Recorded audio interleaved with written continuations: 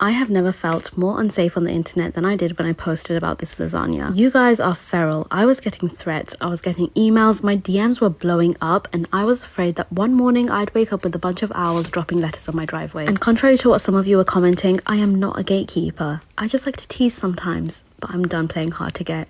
You guys sucked all the fun out of it, so here you go, Jane. I hope you're happy. If you want to make an actually good lasagna, then listen up. It's about technique. It's not about chucking every single spice in there, so pay attention. Starting with the sofrito. This is a blend of carrots, onion, and celery. You want to finely dice or brunoise them, and if you don't have the celery, it's okay. We'll survive. But one thing that is non-negotiable is the garlic. Do not skimp out on this. Garlic makes the world a better place. That's all the prep done. So into a stock pot goes extra virgin olive oil, and this is probably the most important step.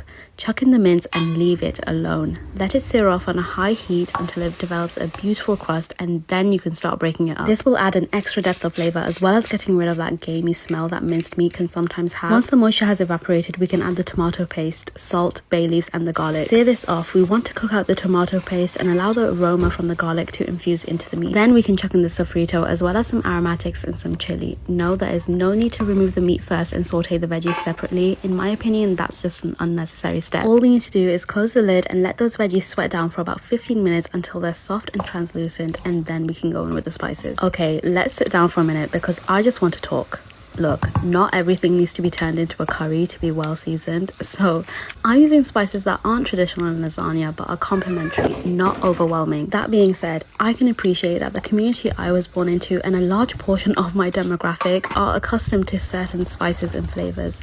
So if you want to add a teaspoon of curry powder, then knock yourself out. Like I said, half of it is down to technique anyway. It's really crucial to let that sauce come together for at least an hour. 2 if you really want to earn my respect. Just close the lid and go about your day. Start a fight with your husband, do the dishes. I don't really care as long as you're making sure to stir every 20 minutes. And use a portion of that time to make the bechamel, because if you're still using jarred white sauce, then please do better. 3 ingredients, 15 minutes, that's it. Fresh herbs make everything better, so don't skimp out on this, and just look how stunning that sauce looks. Now we're ready to layer. A little bit of salt on the bottom to prevent sheets sticking. I'm using fresh pasta sheets. Feel free to use dry, and if you are and you're not pre-boiling, then make sure to foil the lasagna before popping it into the oven to ensure they cook nicely, because there is nothing worse than a crunchy or al dente pasta sheet. When it comes to the layering technique, I've tried many different ones. I think that this one is superior.